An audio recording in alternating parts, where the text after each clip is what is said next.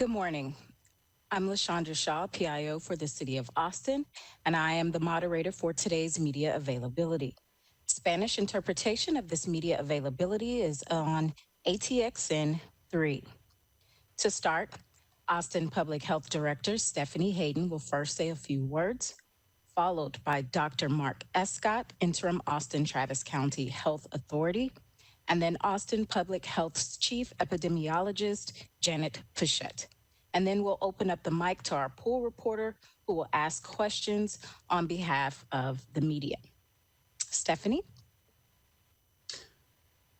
This is a reminder about the local mandates.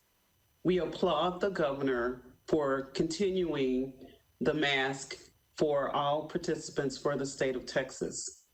But we want to remind everyone that we have our local orders that are in place, and we want to adhere to those orders. We really encourage you not to gather. We understand that there has been a change to the capacity, and we encourage you to not gather.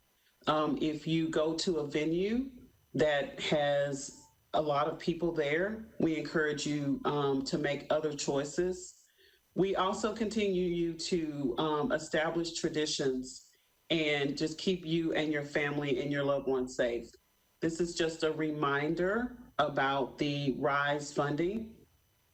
That process is coming to a close, and we would like everyone to call the call center or log on and receive that information. And also, we have the rental assistance available. Thank you.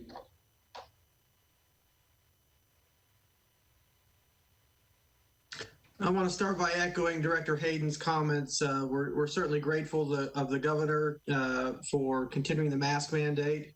That remains a excellent way for us to mitigate the risk of spread of disease in our community and across the state. We also recognize and appreciate the governor's decision to keep bars closed. I know some folks have called this unfair, but it's unfortunate. It's the way the businesses are designed, where people are gathering together face to face for an extended period of time. And I echo the governor's sentiment that bars have to find new ways to operate in order to make them safer, to put them in a place where they can reopen. I want to mention something about opening things up further. I understand where the governor's coming from. We would have preferred to wait a little bit longer. We wanted to wait until we were at stage 2 of our risk so that we could be a bit safer when we open things further.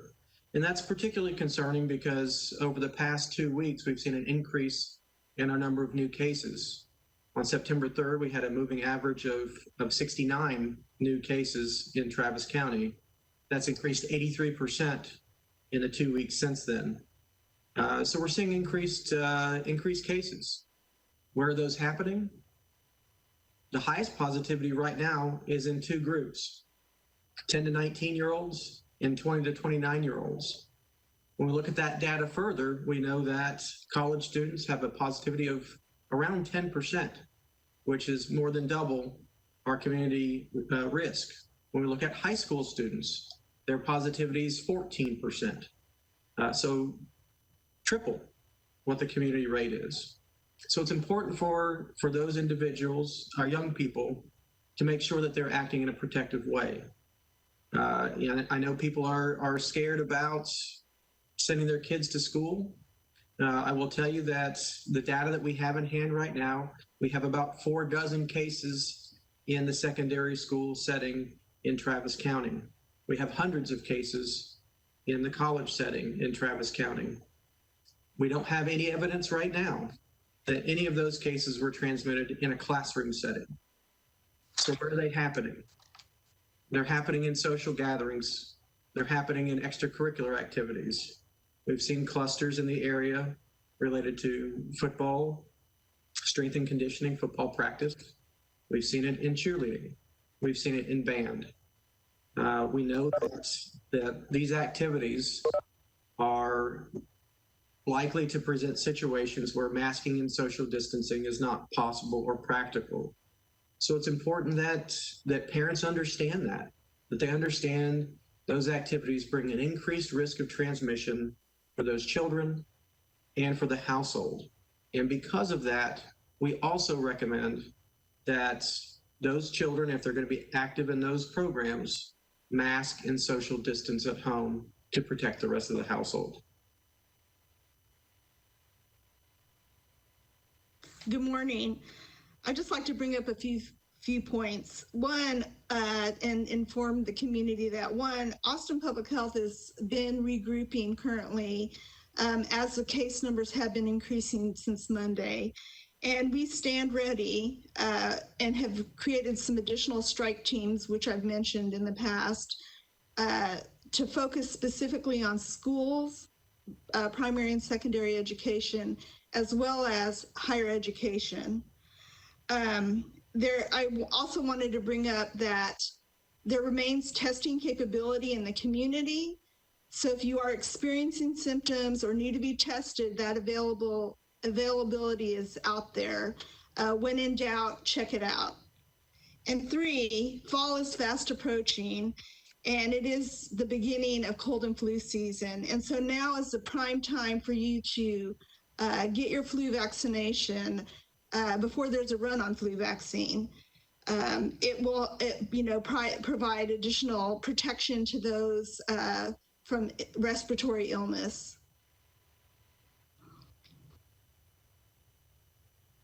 Thank you, panel members. Now we're going to go over to our pool reporter, Hannah Rucker, who is representing KView. Hannah.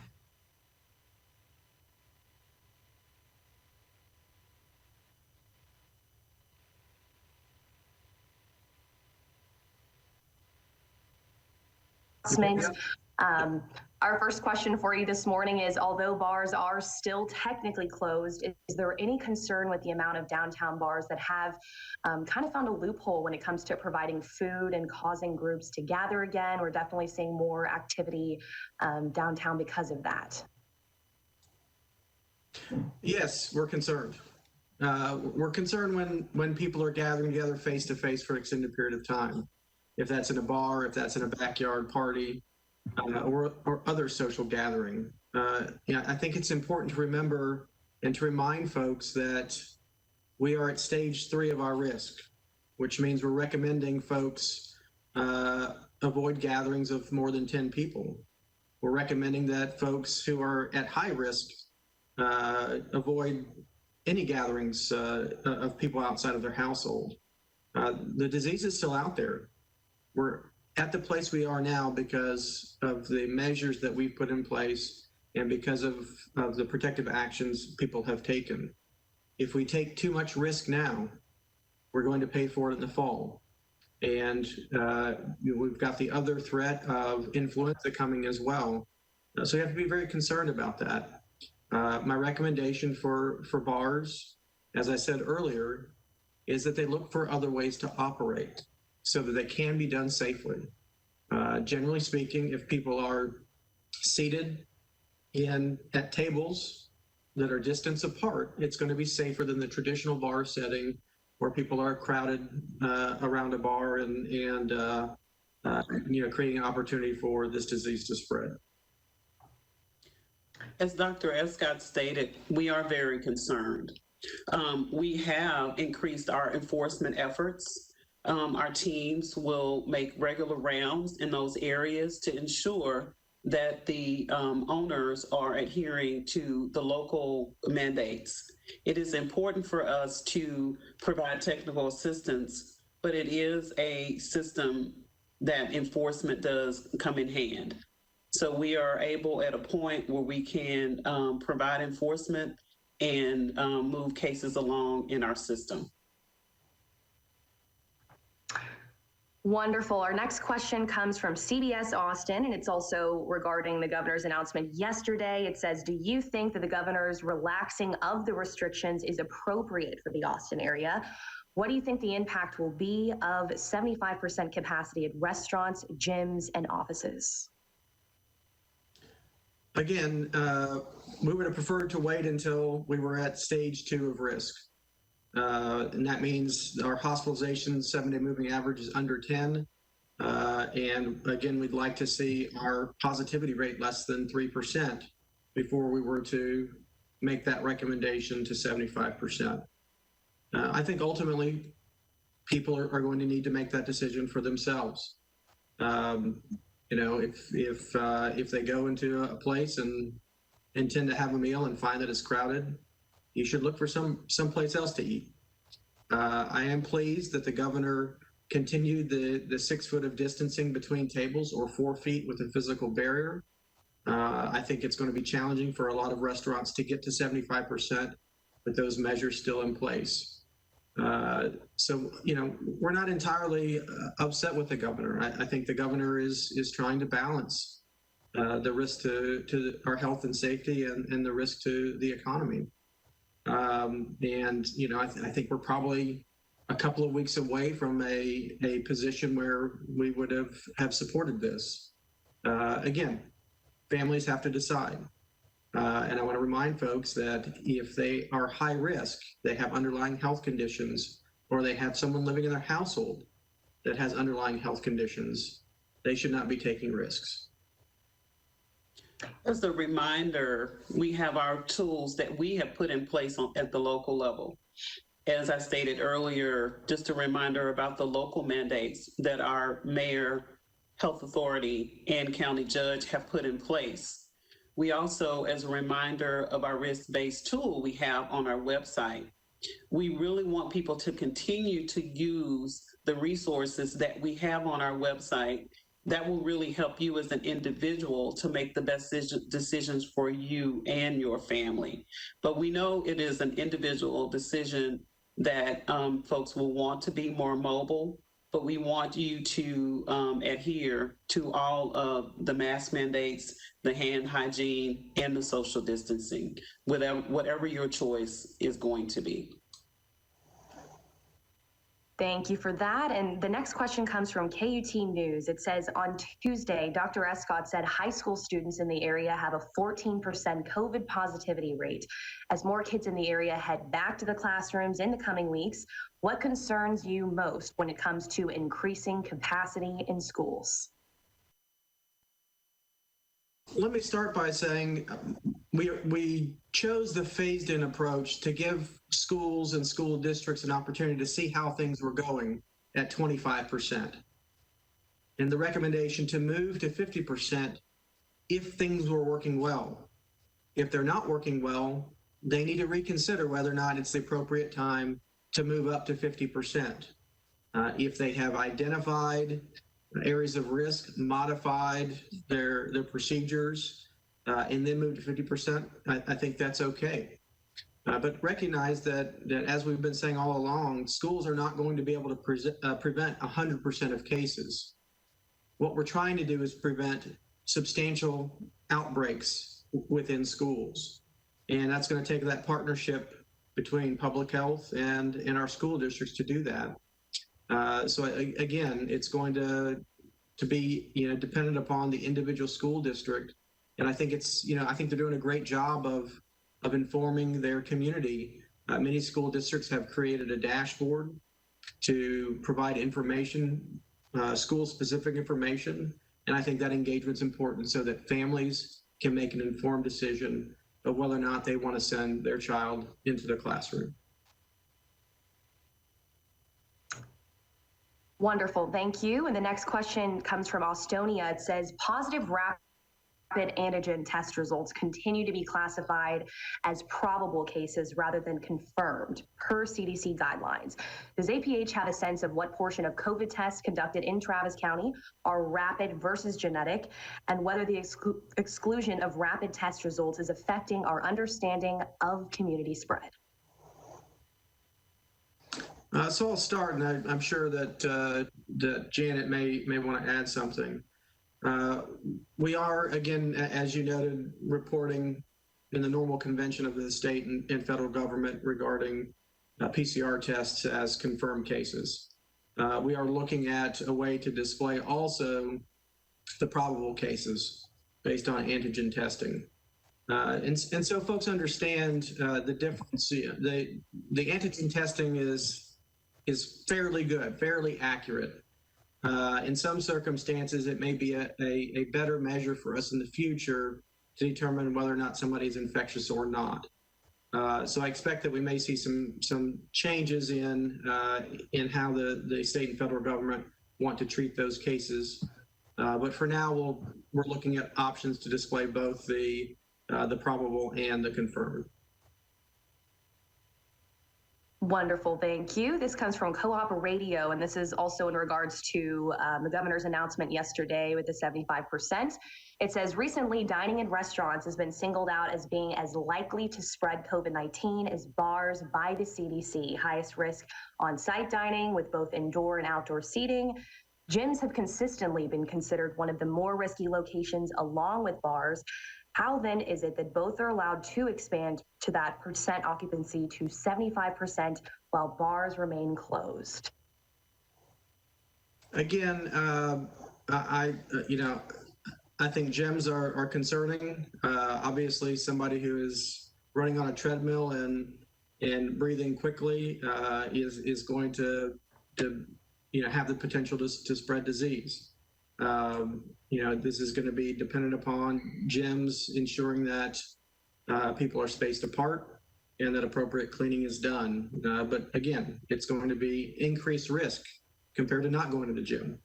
But folks are going to have to understand the risk and make a decision if they want to do that or not. Regarding restaurants, I think it depends on the protective measures in place and who you're dining with.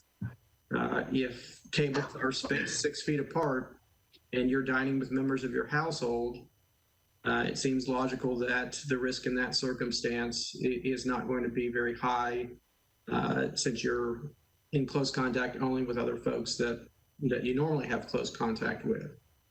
When restaurants get crowded, the concern increases. When restaurants are not abiding by the safety precautions, risk is going to increase. So I think we've got to pay close attention to that. The other thing to understand in some of these publications is that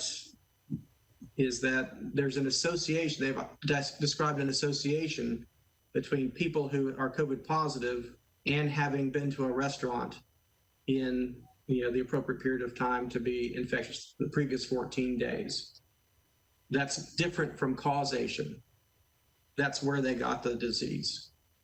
So it may be that people who are frequenting restaurants are also taking other risks, which may expose them to COVID-19. Just as a reminder, our environmental health staff, with each phases, we were at the 25%, now we're at 50%, and then 75%. Our environmental health staff have been available to provide technical assistance and really work with the restaurants hand in hand to ensure we create a place where it is very safe. As I stated earlier, we initially start with technical assistance. We move to warnings if there is non-compliance, and then ultimately it can move to be a fine and potentially closed. So we will be using all of our tools that we have available through our environmental health team to keep Austin safe. Wonderful. Thank you so much for that. And the next question comes from Texas Tribune. It says, do you see evidence that the return of UT Austin students / resumption of classes has led to community spread in Austin? Is there any estimate of how many cases in Austin are related to UT? So we've had community spread for months in Austin. When we look at the UT cases, they account for the first 2 weeks of September, they account for almost 40% of all of the cases in Travis County. So certainly it's a significant factor. The high school students are a significant factor. And we are working closely with the University of Texas to keep a lid on that spread. Again, we know that high school and college age students are far less likely to be hospitalized and far less likely to die from COVID-19. We have to make sure that they are not spreading this to other members of the community. And we've engaged those students, we've engaged the fraternities and sororities. We've been engaged for months with the University of Texas and other universities to ensure that the messaging is appropriate, that the testing is available. And we certainly encourage folks, college students, high school students, other members of the community who've been in social gatherings where masking and social distancing was not practiced to get tested. It's important for us to be able to identify folks who are asymptomatic or pre-symptomatic, but still have the risk of spreading to others. And I think if we can engage in that practice as a community, we can keep things under control. Perfect, thank you. Our next question. I would just like to add that, Austin Public Health and UT have been working very, very closely together. Again, we've established a higher education strike team to assist in any clusters that may occur at the university or other institutions of higher education. We are also meeting with them regularly to help intervene when we can. And we do have an interlocal agreement with UT Austin, and they assist with our case investigation and contact tracing with specific emphasis on that college aid, those students that are on their campus. So again, we've been working very closely with them to make sure that we stop the transmission cycle in those settings. Wonderful. I'm glad you added that. Thank you. And the next question is from KXAN, and it's also pertaining to the update yesterday with the governor, but this one's aiming more with nursing homes. It says, do you think the latest expanded business capacities and nursing home visitations are prudent given our current landscape? Again, we are still in our stage 3 of risk, which means we're still concerned about the rate of community transmission. I think in particular, when we look at nursing homes and other long-term care facilities, family members of these individuals need to be very careful. If they intend to visit an individual in one of those facilities, they should act in a more protective way than even stage 3. They should act like they're in stage 4. They should avoid social gatherings. They should be staying home in the 2 weeks prior to visiting.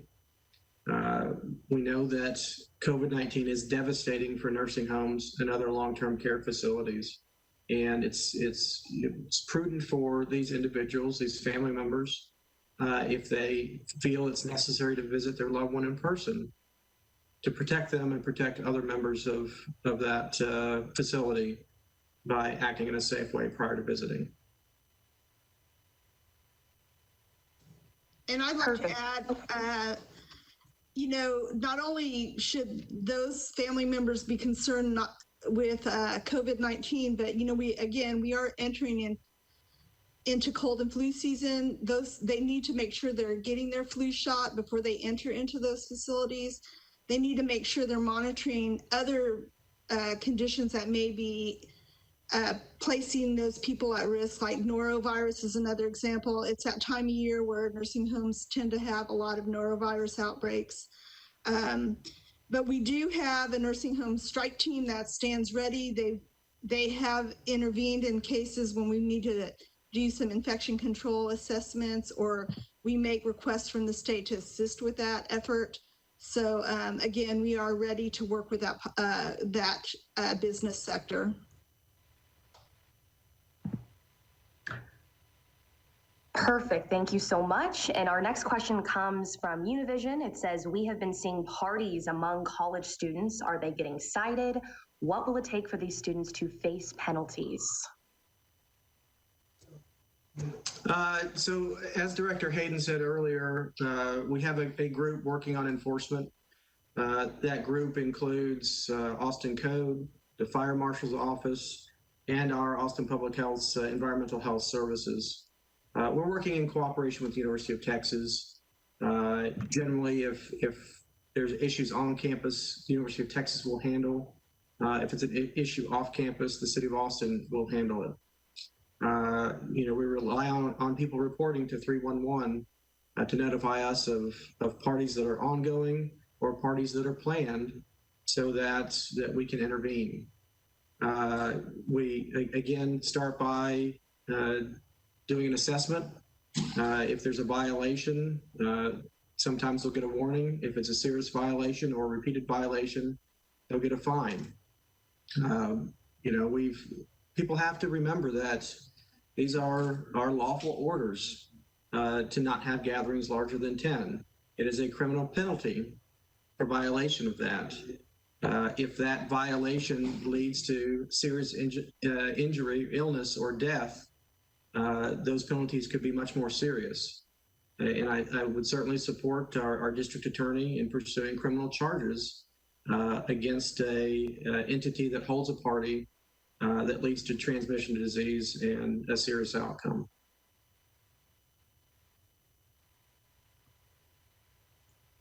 Wonderful, thank you for that. And the next question is also in regards to UT. It's from Community Impact.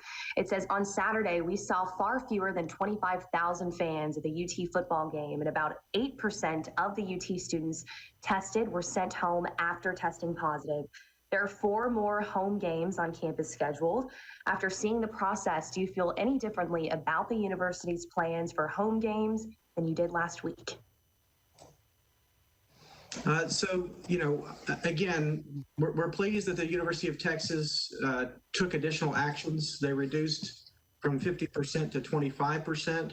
They screened the students in advance, and we've just described that students are at higher risk, significantly higher risk than the rest of the community. They ensured people had masks on entry. They had people spaced out at the beginning of the game. However, we had some teams from Austin Public Health at the game, and what they observed is that as the game progressed, the mask came off and people started gathering close to the field. There was a stark difference between what we saw on the TV cameras at the UT game versus what we saw at NFL games, where social distancing and masking were enforced. So our feedback to the University of Texas is that if you're going to continue to have people in the stands, that you've got to continue the enforcement throughout the game to ensure that those activities can be done safely. Wonderful. This question is also pertaining to the game. I'm going to kind of reword it so you don't have to be a broken record, but obviously with the students being tested, do you feel that everyone should potentially be tested that attends these games, whether they're a student or not, just anybody that has a ticket going forward? I would love that. And when we look towards games in November in particular, that technology and capability may be there. The FDA has recently approved an antigen test called Abbott Binax Now, which is a rapid test. There's an associated app which will show proof that you've tested negative. That may be a possibility later in the season to ensure that folks showing up to present to the stadium are negative. We're waiting on technology to catch up so that we can have more events and do them safely. And my hope is that over the next month or two, we'll see progress in that space. Wonderful. This next question comes from CBS Austin. It says, are we seeing an impact from the Labor Day holiday reflected in the new coronavirus cases? Do you think the uptick is related more to students testing positive? Again, I think a significant portion of the uptick is from students, that 10 to 29 age group. I think that we're waiting to see if that trend continues or if we can flatten it out again. But I'm concerned when we had an 83% increase in cases over a 2-week period. We started to see an increase before Labor Day. But when we look at our mobility data for Travis County, we saw increasing activity outside of the home prior to Labor Day as well. So we'll need to be very careful and very cautious now. And again, This is another reason why we would have waited a little bit longer to expand business openings. Alrighty, this is from Co-op Radio, and this looks like it's a quote from Mayor Adler, and they're asking if you support this recommendation. It says, Austin's positivity rate and cases are increasing among students over the age of 10. Infections among our susceptible populations are still too high. We need to act cautiously with these expanded openings. From Mayor Adler, and then it says, do you support this recommendation? Yes, again, we wouldn't have gone to 75% right now. We would have waited at least until we were in stage 2 to really support that kind of significant increase in risk. So, our advice to our community is look at our stages. We're at stage 3. We don't feel that we're comfortable enough to move to stage 2 yet because of that increased risk, because of those increasing cases, because we're taking other risks right now, including opening colleges and secondary schools. So I wouldn't go out to restaurants just yet, particularly crowded restaurants, and in particular with people outside of your household. If you want to go to a restaurant with your children, your spouse, that's probably okay if you're in a low risk category and your household is in a low risk category. If you want to gather with friends, it's probably not the time yet. We support the mayor's assessment. We've been working very closely with the mayor throughout this response, and he knows the data for the city of Austin and Travis County. It's going to be important. Again, I will reference again all of the guidelines that we have on our website, but our risk-based guidelines, because we really need individuals to make the best decisions for them and their families. Our preference is, as we have noticed the mobility data, we've seen an increase in the mobility data, and we know that individuals are moving about more in the city of Austin and Travis County.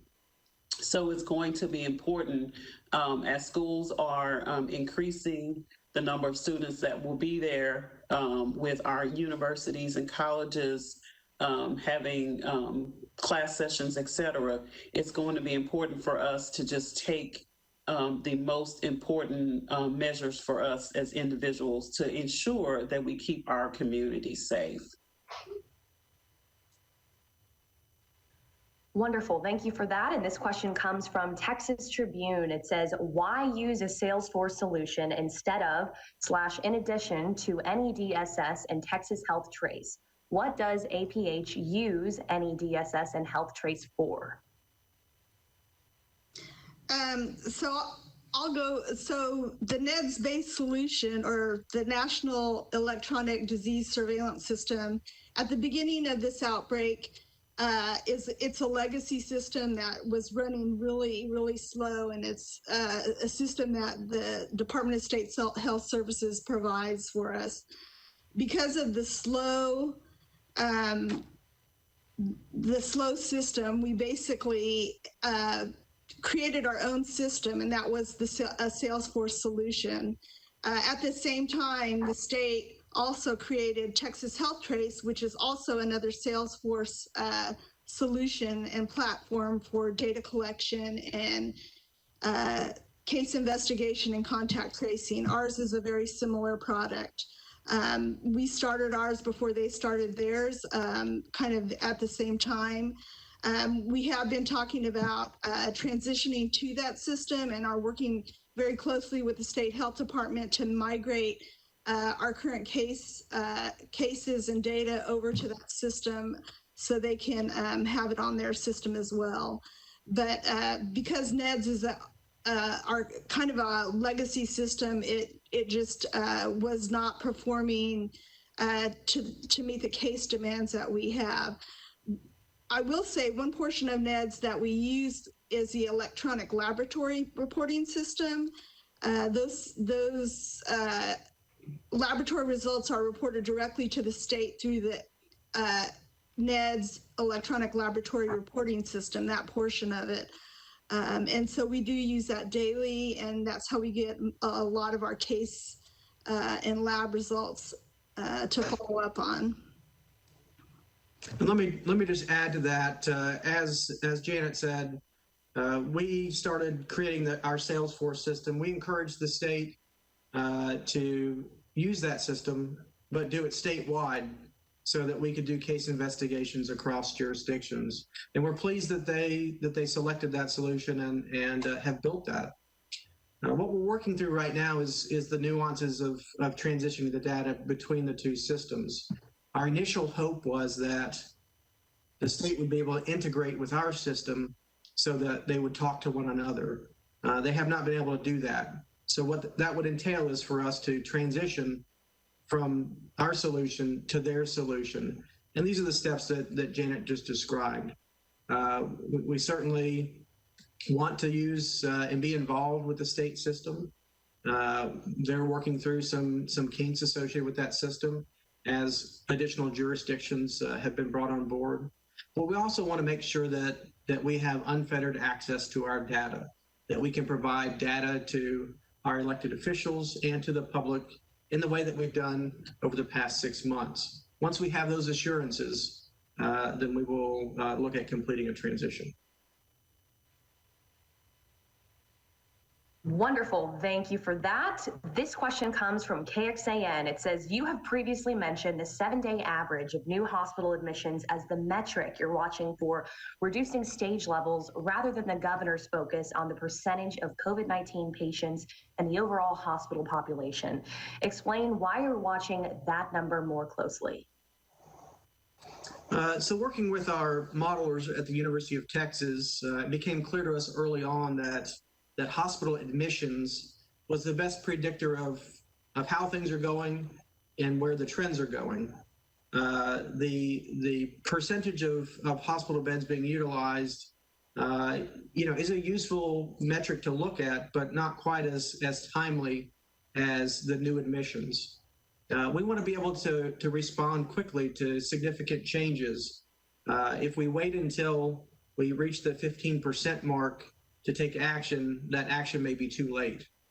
Having said that, there are other measures that we look at, and we will continue to look at those, including positivity, ICU, ventilator capacity as well. We have learned since our surge in June and July that hospital capacity isn't the rate limiting step for us or for the state of Texas. It's ICU capacity. So, I'm hopeful that the state will continue to look at those triggers. And if they're going to use a hospital-based metric for making decisions, it probably should be ICU versus the hospital capacity.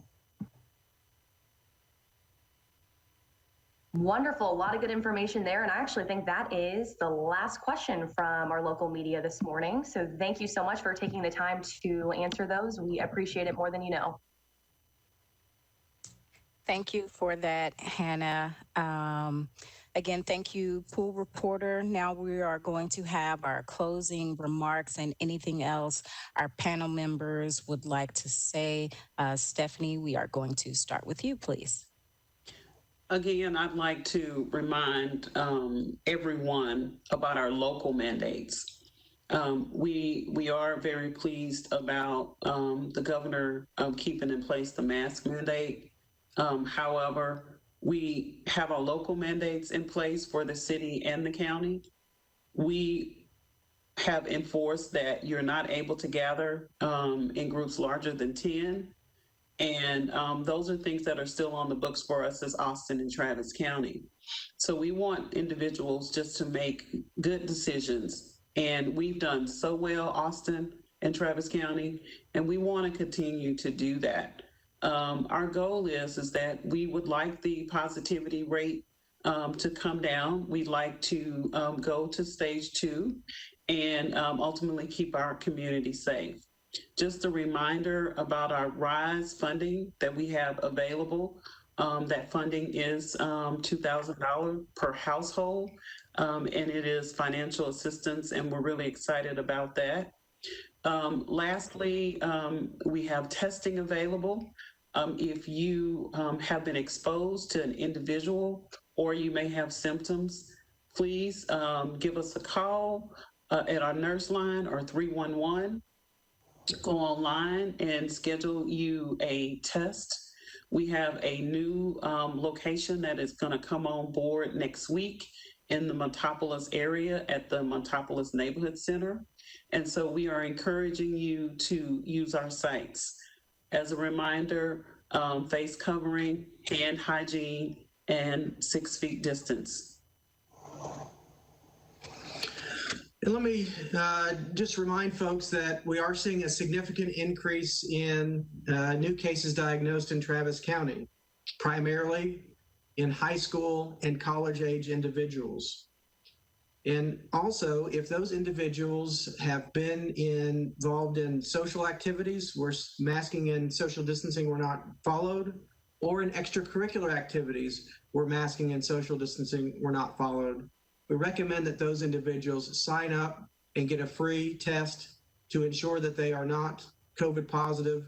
And if they are, we can protect other people in their school setting and in their household. And finally, I like to just remind people that one of the best ways to prepare yourself for cold and flu season is to get your flu vaccination so that you stand ready for not developing a respiratory illness and are better protected for COVID-19. Thank you. That concludes our media availability for today. We'd like to say thank you to APH Director Stephanie Hayden, Dr. Mark Escott, and epidemiologist Janet Pichette, and a special thanks to our pool reporter today, Hannah Rucker from KView. Thank you for joining us.